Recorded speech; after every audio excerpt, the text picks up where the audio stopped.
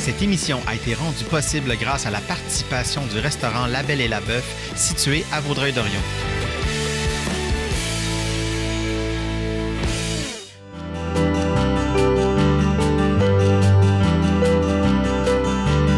Cette semaine, je reçois Marianne, une mère qui vient nous parler de la dynamique familiale avec ses enfants autistes.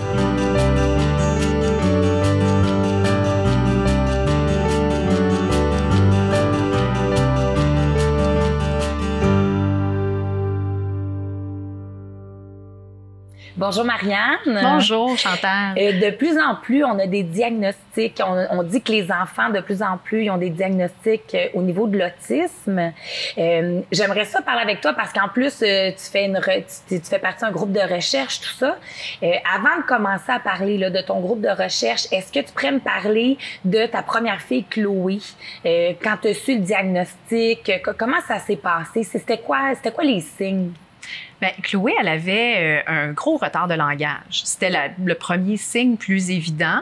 Mais en plus de ça, elle n'était pas super intéressée aux amis à la garderie. Ça fait que c'est lors d'un rendez-vous médical de suivi ordinaire que mon éducatrice en milieu familial de l'époque me dit « Ariane, j'aimerais que tu valides 3-4 petites choses. Okay. » Ça fait que elle m'avait donné, puis elle avait été super délicate. J'ai vu des parents qui se font surprendre, mettons, par des inquiétudes des éducateurs, mais elle avait fait ça vraiment d'une façon très douce. Puis là, en parlant au médecin, on a commencé avec des papiers plus troubles de langage, l'audition aussi, hein, parce que la parole, c'est lié avec ce que les enfants entendent ou pas. Après ça, on a commencé un très long processus d'errance avant d'être plus ciblé. Puis 6 mois plus tard, mon médecin m'a donné un papier. Je suis sortie du bureau du médecin avec évaluation TSA. Puis là, j'avoue que ça, j'avais le moton en sortant de chez le médecin cette journée-là. Là, j'ai trouvé ça un peu intense parce que on le voit pas nécessairement. Hein? Notre enfant, on est collé dessus, puis il est merveilleux, il fait des choses fantastiques, puis c'est l'amour de notre vie, mais en même temps, pas tout à fait comme les autres amis. Ça fait que ça se précisait beaucoup. Elle avait quel âge quand elle a eu son Elle avait, lors du diagnostic, 3 ans et comme 4-5 mois, là, à peu près. Puis si ça n'avait pas été de l'éducatrice en milieu familial, est-ce que toi, à la maison, ou quand tu te promenais, ou quand tu voyais tes autres couples d'amis, ou la famille, est-ce que toi, tu avais décelé un petit quelque chose, ou pour toi, c'était ta première, puis tu voyais... Bien, j'avais senti une différence, mais en même temps, tu sais, je voulais la célébrer. Tu sais, des fois, tu te dis, écoute, elle est tellement moteur. Elle a un retard de langage parce qu'elle n'est pas rendue là dans son développement, mais elle est super moteur, elle était forte, elle bougeait beaucoup, curieuse, puis très, très déterminée. C'est un enfant qui ne parle pas. Quand il veut quelque chose, il va le chercher, là. Hein, il te le demande pas. Puis les enfants, souvent, ne pointent pas. Fait au niveau de l'autisme, les enfants qui ne pointent pas, ben ils vont chercher ce qu'ils veulent. Fait qu'ils deviennent très autonomes, tu dirais? Oui. C'est surprenant, puis en même temps, tu te dis, ben c'est une qualité. Ben oui. Ça fait qu'il y avait toute cette portion-là. Mais il y avait un petit doute que je me disais, elle n'est pas tout à fait comme les autres petits cocos. Tu sais, il y avait un senti, mais c'est comme si ça l'a formalisé là où je m'en venais dans mon cheminement, tu sais, au niveau de réflexion. Là. Puis est-ce que ton mari aussi a bien pris? Parce que c'est sûr que, comme tu dis, quand tu as eu le papier sur le coup, bon, il y a peut-être un petit deuil à faire, là, veut pas. Ton mari, lui, il a pris ça comment? Bien, moi, j'ai trouvé ça intense, tu sais. Puis comme c'était un rendez-vous le matin dans ma journée de travail, moi, l'après-midi, j'avais pris des rendez-vous. Ça fait que j'ai pas dit au téléphone tout de suite parce que j'étais trop émotive. Je me suis dit, bon, si j'ouvre la boîte émotive puis je m'effondre, je serais pas capable de faire mon après-midi. Ça fait que j'ai gardé ça pour moi. Puis quand je suis arrivée à la maison puis je lui ai parlé, tu sais, je trouvais ça intense, là, quand même, là, tu sais. Puis t'as pas diagnostic rien, mais tu rentres dans l'évaluation. En tout cas, tu sais, c'est comme c'est un autre univers qui s'ouvre. Puis comme tu dis, ben là, tu es en train de comprendre que ton enfant sera pas qui est pas comme les autres, puis qui sera pas nécessairement dans le même développement que les autres aussi. Ça fait que j'étais dans ça. Puis là, mon chum, il me dit, Marianne, est-ce que si tu pouvais, tu l'échangerais contre un autre enfant? Ça, le Chantal, là, ça m'a tellement guéri, là, tu sais, ça m'a fait, ben non, c'est l'amour de ma vie, tu sais, elle est merveilleuse, cet enfant-là. Autant, tu sais, il y a des défis, là, on se cachera pas que ça vient avec plein de défis au quotidien, mais autant, je veux dire, ça fait partie de ma vie. Puis moi, dans une autre vie avant, j'ai eu de la difficulté d'avoir des enfants et j'ai pas pu en avoir dans un autre couple. Ça fait que c'est un cadeau, mes enfants, là. Tu sais, c'est un cadeau de la vie, là. Ça fait qu'écoute, ça vient avec son lot de... Oui, c'est ça, de petites péripéties puis d'aventures. Oui, aussi. Parce que Chloé, il faut dire qu'avant l'école, comme tous les autres enfants, là, tu sais, étant Deuxième année, au régulier. Elle a du soutien. Et tu sais, dans le milieu ici, le soutien, il est fait de façon très discrète. Fait qu'elle n'a pas quelqu'un qui est assis à côté d'elle pendant la période scolaire, mais c'est des techniciennes en éducation spécialisée qui gravitent autour de la classe. Pour permettre à l'enfant, en début d'année scolaire, d'établir sa routine, de connaître ses aises. Puis après ça, ils disparaissent, je dirais, puis ils interviennent quand il y a des situations plus particulières aux besoins. Fait que dans le fond, Chloé, elle va avoir une vie normale, dans le sens que elle va pouvoir être en appartement, elle va pouvoir avoir un travail. Je pense que oui. Mais tu sais, c'est difficile de savoir parce que à travers le parcours, puis je te dirais que depuis que je suis quand même présente sur les médias sociaux au niveau de l'autisme, je me suis fait des nouveaux amis avec des parents qui ont des enfants avec cette particularité-là. Pas juste ça, mais d'autres choses aussi. Mais tu sais, souvent, ce que je vois, c'est que tu sais, dans la vie, ben il y a de l'intensité dans ce que les enfants vont vivre. Puis tu sais, ils sont pas à l'abri de vivre des émotions fortes ou, tu sais, là, je veux dire, tu sais, sont plus susceptibles d'avoir des troubles de santé mentale aussi. Fait que ça fait partie du quotidien. Puis tu dis, bon, ben écoute, je vais les accompagner le mieux que je peux. Je pense qu'elle va être autonome. Mais en même temps, elle, c'est un niveau léger à modéré, dépendamment des sphères de développement. Fait que tu dis, ben écoute, on va regarder comment la vie se passe. Peut-être que ça l'a amené aussi que, quand je t'entends parler, c'est comme si tu me disais, regarde, on va y aller une étape à la fois. Je veux pas aller trop loin. Je veux monter une marche à la fois, puis apprécier les victoires une à la fois. Mais c'est un peu ça, c'est-tu comme ça que tu le vis? Tellement, Chantal. Moi, là, j'avais tout le temps la quête du moment présent avant d'avoir mes enfants, là, mais ces enfants-là m'ont fait comme tout enlever mes attentes, mes... Tu sais, la projection que tu fais, là, des fois des années, hein, un jour, je vais être assis à son bal de finissant, regarde. C'est pas important, là. Présentement, elle a 8 ans. Puis présentement, ce que je vis, ben c'est les défis de son 8 ans, puis d'une entrée dans une préadolescence. Fait que c'est tellement plus important, ça. On verra quand on sera rendu à la rivière, mais pour le moment, là, moi, là, ça me vraiment... C'est tellement un beau modèle de... Vivons présentement ce qui se passe. Moi, c'est une grande leçon de mes enfants. Puis, tu sais, ça allait beaucoup avec un cheminement personnel, beaucoup. Tu sais, moi, je médite, puis ça fait partie de mon quotidien. Fait que c'est comme si, tu sais, ils me font des petits crash courses de choses importantes à mettre en place. Puis là, au lieu d'être juste la théorie de mes lectures, puis, tu sais, de ma pratique, tu sais, c'est facile quand les enfants sont pas là, mais tu sais, quand ils rentrent dans la chambre puis tu médites, c'est une autre vie. Mais ça fait partie de la vie de parent, tu sais. Dans le fond, Chloé, elle avait quel âge quand que vous avez décidé, ton conjoint, de avoir un autre enfant? Elle avait tu sais, c'est comme... ça faisait peut-être 6 mois, 1 an qu'on avait un diagnostic. Fait que c'était conscient. Puis, je veux dire, moi, j'avais lu. J'ai acheté plein de livres là, que je n'ai pas lu de A à Z, mais j'étais allée piger. Tu sais, des fois, tu lis un chapitre, tu sais, c'est ça que j'avais besoin pour aujourd'hui. Puis, dans un livre que j'ai lu, ben, j'ai vu que la prévalence, quand tu avais une fille avec un trouble du spectre de l'autisme, ben, tu avais 7 de chance d'avoir un deuxième enfant. Quand c'est un garçon, c'est 4 Mais tu sais, comme je disais tantôt, moi, j'ai eu de la difficulté d'avoir des enfants. Ça fait que je voulais pas qu'elle soit fille unique. Je voulais qu'elle puisse connaître d'avoir une fratrie. Puis elle a des grands frères, grandes sœurs d'une autre union, d'autres unions de mon chum. Mais tu sais, de vivre tous les jours avec un frère, c'est pas pareil. Fait qu'à partir du moment où on a décidé, nous autres, on a fait comme, OK, il y a une possibilité, c'est dans l'univers. Maintenant, c'est pas vrai que je vais stresser puis je vais me ronger les ongles pendant toute ma grossesse. Puis le début, là, c'est comme, regarde, j'ai choisi, puis on verra ce que la vie nous réserve. Ce que la vie vous réserve. Puis, Simon aussi, il a eu un diagnostic. Simon, lui, son diagnostic, c'est... C'est la même chose que Chloé, ça fait que c'est un trouble du spectre de l'autisme. Puis, la clinique qui nous a donné les diagnostics ne donne pas de niveau. Parce que j'ai déjà vu même des enfants très jeunes où ils donnent des niveaux. J'ai déjà vu même à 3 ans des gens se faire dire, ton enfant, il ne parlera jamais. Mais moi, quand on l'a diagnostiqué, Simon, il disait des 1 mot. Fait que je trouve que c'est plus lent que Chloé, son développement de langage, même si je veux pas comparer, hein, on s'entend, on essaye de pas comparer nos enfants, là, mais tu sais, c'est quand même... Est-ce que tu penses que, au niveau d'autonomie, tout ça, est-ce que tu trouves que c'est similaire à Chloé? dans certaines sphères, oui, puis dans d'autres, c'est un petit peu, tu sais, c'est sa couleur à lui, là, tu sais, ça fait qu'il y a des choses pour lesquelles j'étais pas sûre jusqu'à tout récemment, mais là, commencer à se déposer, puis à travers ses activités puis ses intérêts spécifiques, à passer très, très longtemps. Fait qu'autant c'est des enfants, les miens sont agités, là, puis il y a peut-être un peu de TDAH avec ça, là. On n'est pas allé plus loin de ce côté-là parce qu'on en a déjà plein les mains avec, tu sais, ce qu'on gère en termes de suggestions, puis d'approche avec l'autisme. Puis il y a des choses qui sont connexes aussi, là, tu sais, quand même, au niveau de... Comment vous avez pris la nouvelle? Quand tu l'as su, est-ce que Simon, il avait quel âge? Simon, il avait 2 ans et demi. Sauf que moi, j'ai commencé à avoir des doutes. Dans un cours de danse avec les petits cocos, hein, là, je le voyais dans un groupe. Tu sais, tu le laisses à la garderie le matin, t'es pas là toute la journée, tu la vois pas la différence. Tu le ramasses le soir, il est content de te voir. C'est pas aussi visible que ça. Ça fait que dans un cours de danse avec les autres amis, là, après la 2e séance, 3e, là, j'ai fait comme, hop, j'ai un 2e petit électron libre entre les mains. Moi, c'était vraiment... évident, là. C'est là que t'as comme que t'as dit OK.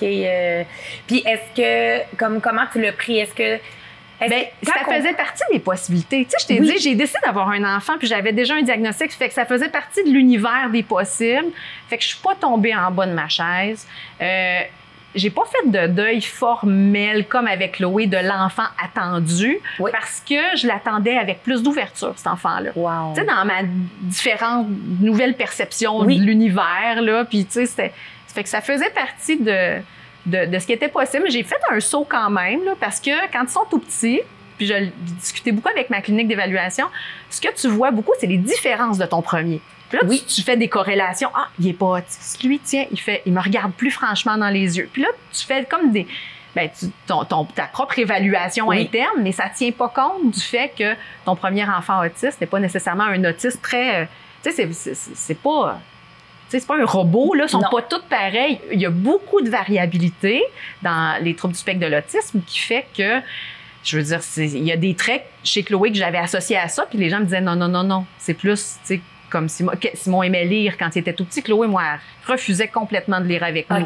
Et là, on m'a dit, non, c'est très, très, tu sais, c'est typique des enfants qui aiment beaucoup les images. Ah tu vois, moi, j'avais fait un lien inverse, mais je suis pas une professionnelle là-dedans non plus. Fait que dans le fond, tu dirais que tu apprends un peu à tous les jours, là, à t'adapter à ça. L'autre chose aussi, c'est que tu as voulu faire un blog. Oui. Tu as fait Yaya. Yéyé. C'est le diminutif de Chloé, le yéyé. C'est de là que ça vient. Ça fait que c'est maman d'une petite yéyé. À l'époque, j'étais en congé de maternité, puis je ne savais pas pour le plus jeune. Fait que je trouvais que le nom était accrocheur, là. Ça fitait, puis c'était vraiment le diminutif que Chloé s'est donné elle-même quand elle était tout petit bout de chou, là, 1 an et demi, elle s'est reconnue sur une photo, puis elle a dit yéyé. Fait que, tu sais, c'est resté vraiment dans notre univers familial. Donc, moi, ça m'a aidé les réseaux sociaux. Je me sentais toute seule au monde, là, quand ça t'arrive, puis tu connais pas personne qui vit ça, puis tes enfants sont pas... tu sais, comme, ils font pas partie de la norme, sont très différents. Tu sais, quand ils sont tout petits, puis qu'ils parlent pas, puis qu'ils vont grimper partout, là, tu passes tes journées à les chicaner, ou bien tu te dis, non, je le sens. Tu sais, pour faire confiance à son intuition, là, je le sens qu'elle comprend pas que c'est un enjeu, qu'elle comprend pas qu'il y a une consigne. La consigne est bien trop longue pour son niveau de mots, là. Oui. Pas capable de suivre ce que j'explique. Je vais-tu me fâcher constamment? Ou je vais m'adapter? Oui. Change ton setup dans la maison. Tu sais, là, il faut qu'il y ait des zones où l'enfant va être bien avec toi, puis avec la famille, puis l'environnement, puis dans la maison. Ça fait que, tu sais, enlève des patentes que tu veux pas qu'ils se brisent. Puis, tu sais, je veux dire, il y a toute une adaptation dans le quotidien. Fait que moi, je me sentais vraiment toute seule. Puis les réseaux sociaux m'ont aidée à faire « Hey, non, tu sais, il y a plein d'autres mondes qui vivent ça comme toi. » Toi, ton blog, en fait, c'était vraiment, si je comprends bien, le blog, c'était vraiment, entre autres, pour faire des échanges, montrer ton quotidien, apaiser les autres mères? Oui, de ne pas se sentir tout seul. Puis aussi, je voulais montrer le beau côté, tu sais, comme, tu sais, qui te font... Tu sais, quand tu vois ton enfant puis tu as les yeux brillants, là. Oui. Tu sais, parce que mes enfants, ils ont des défis, là, mais c'est aussi, tu sais, je veux dire, des amours. Ils ont plein de belles qualités. Puis là, je me disais, faut pas que je montre juste les effondrements émotionnels. Faut que je montre aussi, tu sais, quand ils ont un intérêt spécifique, là, ils deviennent des spécialistes, tu sais. Puis des fois, les gens confondent ça avec du haut potentiel parce qu'ils sont tellement bons. Non, mais ça prend tout l'espace dans sa tête. C'est pour ça qu'il devient bon dans ce sujet-là. Il est moins bon à côté, tu sais, Oui. que la majorité des gens. Mais tu sais, dans ce sujet-là, écoute, ça devient... Il excelle. Oui, oui. Est-ce que, des fois, il parlait que ça se fait aussi qu'il y ait un peu de génétique ou est-ce que vous pensez que, tu sais, parce que tu parlais aussi de TDAH, bon, Oui. qui aime bouger, tout ça, est-ce que tu penses qu'avec ton conjoint, vous aviez un peu de génétique par rapport à ça ou dans la famille? Moi, dans ma famille, du côté de mon père, il y en a. OK. Puis on pense que ça remonte à quelques générations. Tu sais, des fois, tu fais des liens avec les traits aussi. Puis du côté de mon chum, possiblement, mais tu sais, comment le savoir? Oui. Tu sais, quelqu'un qui a eu un métier puis qui a fait sa carrière, puis là, on en voit plein maintenant avec les humoristes, Louis T, tout ça, puis pas juste lui comme humoriste, il y en a quelques-uns, tu sais, qui ont dit aux gens qui étaient autistes. Fait que ce qu'on se rend compte, c'est que ceux qui sont qui deviennent des spécialistes puis tu sais qui étudient puis ils s'accomplissent, ben ça tu sais ils ont trouvé des stratégies d'adaptation pour le reste de l'univers qui leur permet d'avoir une vie remplie. Fait qu'il y en avait sûrement plein dans les autres générations. C'est juste que il est un petit peu étrange. Tu sais, là, il parle tout le temps de ce sujet-là. Mais il focus, il y a une fixation, mais dans le fond, c'était vraiment plus... Puis là, maintenant, tu fais partie d'un groupe de recherche. Oui. Est-ce que tu peux me parler un peu comment ça s'est amené à toi, en fait, puis pourquoi que tu tiens à ça, participer? Bien, en fait, le groupe de recherche a été issu par des chercheurs qui travaillaient à la clinique Voyez les choses à ma façon, qui était en train de fermer. C'était une clinique qui était financée par le gouvernement puis un fonds privé de la Fondation Myriam, qui est des grands donateurs, là, entre autres de la famille de Jean Coutu, qui faisait des dons. Ça fait que cette clinique-là, elle avait un 5 ans d'âge, mais moi, je ne le savais pas au début. Je l'ai appris cet hiver, qu'elle s'enlignait pour se fermer au mois de juin. Dans cette clinique-là, ben moi, je suis passée par le processus 2 fois. Wow. Fait qu'avec un deuxième enfant, puis, tu sais, j'étais quand même... Les gens étaient très humains dans cette clinique-là, prennent le temps d'écouter le parent, qu'est-ce qu'il vit aussi. Puis moi, ça m'a beaucoup apaisé de pouvoir, tu sais, être accompagnée par cette clinique-là. Puis j'ai eu accès à d'autres programmes de recherche, du coaching pour mon plus jeune à travers toute l'automne. Fait qu'ils m'ont donné beaucoup, puis, tu sais... C'est comme de redonner. Oui. Puis l'équipe de chercheurs, quand ils m'ont contacté, moi, j'étais vraiment de toute façon dans un processus en me demandant, tu sais, qu'est-ce que je peux faire plus? T'sais, où ça m'amène? J'écris-tu un livre? J'ai des idées, là, mais j'ai pas de temps dans ma semaine. T'sais, je travaille à temps plein. Il faut que je concilie toutes mes 3-4 chapeaux pour être capable d'arriver. Puis, je veux dire, le projet d'écriture, il est comme sur une tablette. Puis, peut-être que ça va marcher, peut-être que ça marchera pas. C'est pas si grave que ça. Mais quand on m'a contacté, en fait, c'est la chercheure qui est en tête de la clinique, qui est aussi affiliée à l'Université de Montréal avec l'UQAM. Non, c'est pas l'Université de Montréal, c'est vraiment l'UQAM. Puis elle était, tu sais, comme collée à un groupe de recherche. Puis là, ils ont dit, on cherche d'autres parents facilitateurs. Fait que ça va être des groupes de discussion pour les parents en début de processus. Pas nécessairement que tu as un diagnostic, là, mais tu as un enfant, il y a un retard de développement. Puis là tu es dans l'errance. Tu sais, pas de service. Tu sais même pas encore qu'est-ce que ton enfant a. Ça va être un diagnostic précoce dans le 0-5 ans ou pas de diagnostic encore, mais ton enfant, ben, il se comporte pas comme la moyenne des autres enfants. Puis là, toute l'émotion que j'ai vécue, ben, c'est le partage de ça. Fait que c'est co-animé par un professionnel ou une professionnelle. Qui gravitent autour de ça, là, psychologue, ça peut être orthophoniste, des gens qui ont vraiment, qui donnent du soutien aux enfants en difficulté. Puis le parent facilitateur, ben, c'est vraiment un échange. Fait que c'est un programme qui est britannique. Puis là, ben, c'est une première là, qui l'ont exporté ailleurs dans le monde. Puis là, tu m'apprends dans le fond que c'est sujet à fermer. La clinique, Voyez les choses à ma façon, ferme, mais tous ces chercheurs-là travaillent affiliés avec des universités. Fait qu'ils donnent du soutien ailleurs. C'est pas juste un vase clos. Là. Ça, c'est la bonne nouvelle, là, mais c'était une super de belle clinique. Parce qu'il n'y a pas beaucoup de... Ben dans le réseau de la santé, c'est pas facile. L'attente est très, très longue. Ça venait aider toutes les familles. Puis c'était souvent, comme ils sont affiliés avec l'université, ils étaient affiliés avec l'université, mais tu avais plein de jeunes chercheurs qui étaient en train autant de se développer à travers la clinique, autant de développer des outils les plus aidants possibles pour les parents. Qui était dynamique. Est-ce que tu trouves qu'il y a... parce que veux pas, mettons, moi, Simon, je le connais aussi.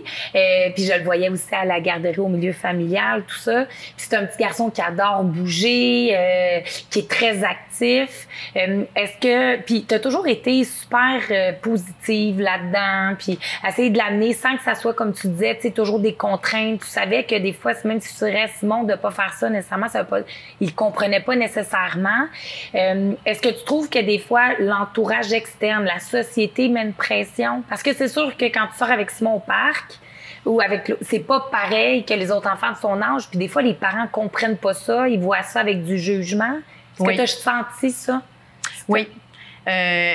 Avec Simon, je me suis plus adaptée, là, puis on dirait que je vais avec le flow, comment ça se passe au niveau du parc. Mais quand Chloé était petite, je me souviens, à un moment donné, elle avait vu une bouteille d'eau. Okay. Puis là, les autres parents, une bouteille d'eau rose, puis quelque chose de... Puis là, ben, elle la voulait, là. Mais les gens comprennent pas qu'un enfant comprend pas. OK.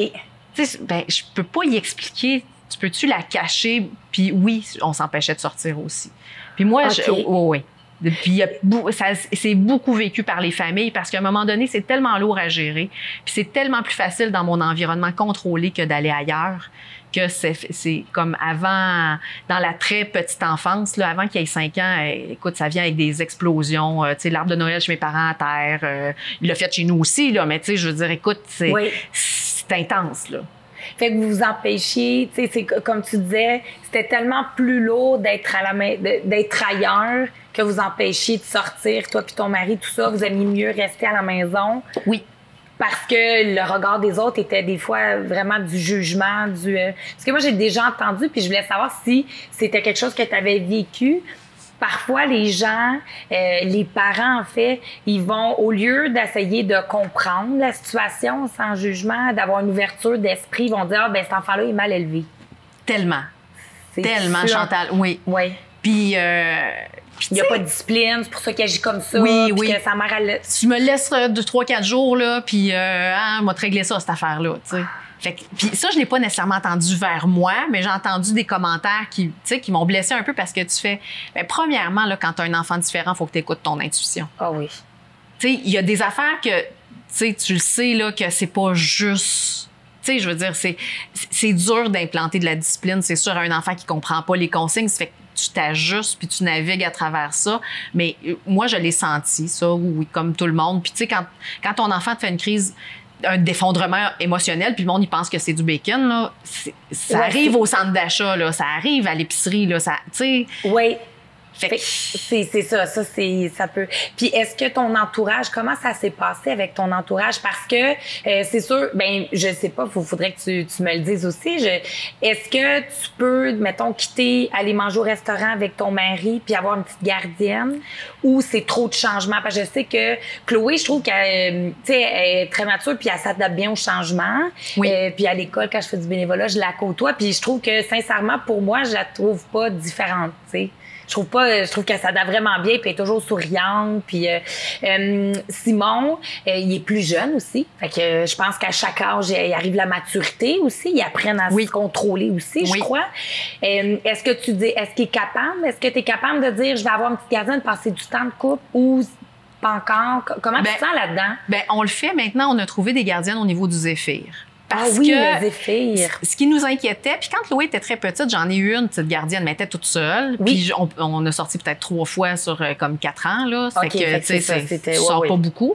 Mais ce qui est intéressant avec le Zéphyr, c'est que comme c'est des gardiennes qui sont soit au cégep, soit en éducation spécialisée ou des infirmières, des futures infirmières, ou des spécialistes chevronnés. J'en ai une technicienne spécialisée, elle a 25 ans d'expérience. Mais eux, ils comprennent qu'il y a des enjeux au niveau de les enfants se mettent en danger parce qu'ils n'ont pas conscience du danger. Puis, je veux dire, moi, ils se sauvent, là. Ouais. Je veux dire, la porte, c'est un enjeu chez nous, puis ils vont se promener sur le terrain des voisins. Ça fait que j'étais pas très à l'aise que une petite fille de 14-15 ans comprendrait la différence avec... Parce qu'il il la voit pas, la différence.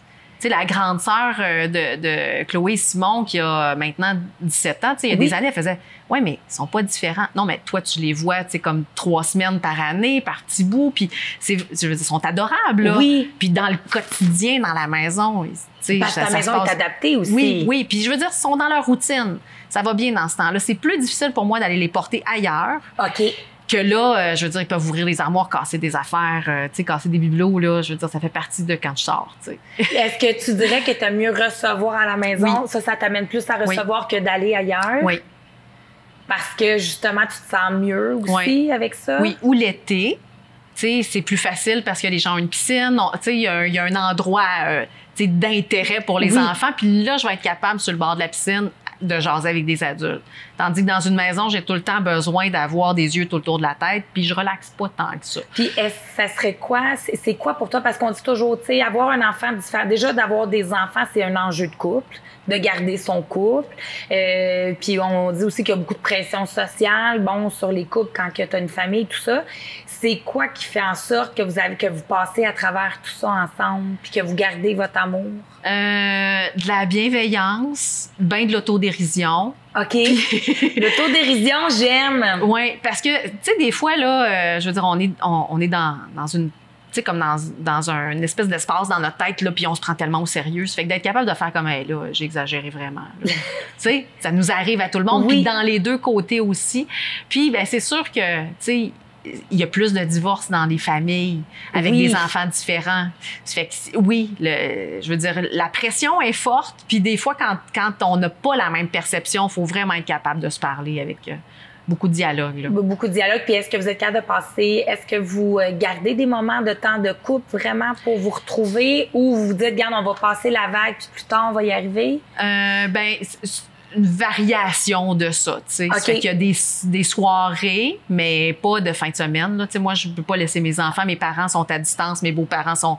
ma belle-mère, tu sais, je veux dire, sont plus jeunes, nos parents, là, tu sais. Ça fait que c'est pas une possibilité, mais en même temps, tu sais, on se réserve, tu sais, des fois, quand les enfants sont couchés, ben ça permet d'avoir un petit moment. Il est pas super long, mais... Mais c'est plus dans le quotidien que dire on va sortir de notre quotidien. C'est plus dans le quotidien d'être capable de trouver des petits moments amoureux pour se retrouver.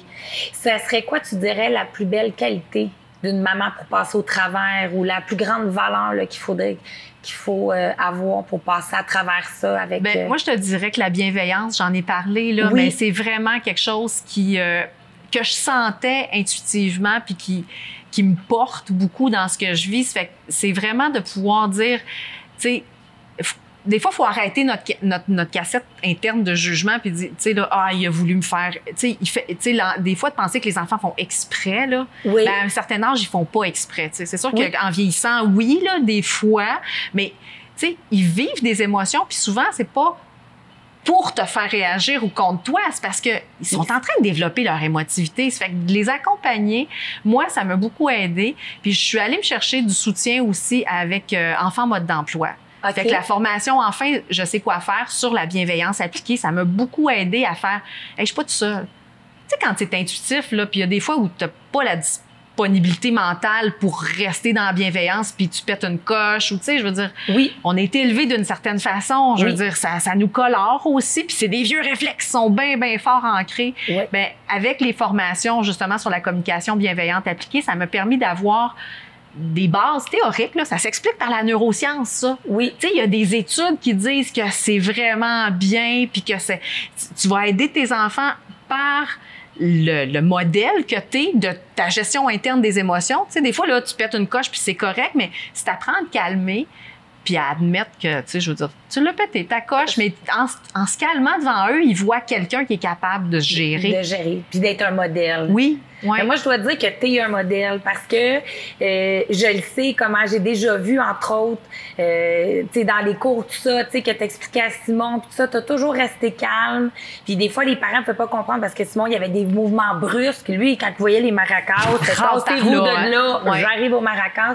T'as toujours été calme. Puis j'ai trouvé ça beau, tu sais, que t'aies toujours de l'amour, tout ça, pour ton garçon. Puis que tu sois pas fâché. Je vais t'avouer que je t'ai trouvé plus sage, vraiment plus sage. C'est une sagesse que j'ai pas parce que moi, étant orgueilleuse, j'aurais peut-être été fâchée après une maman qui dit ben lui, il m'a poussé ou il a poussé ma fille ou tu sais, toi, t'as toujours resté sereine là-dedans. T'as jamais voulu aux mamans. Tu disais, tu sais, fait que je voulais te dire bravo, t'es un beau modèle. Je te souhaite plein de succès dans tes recherches. Merci.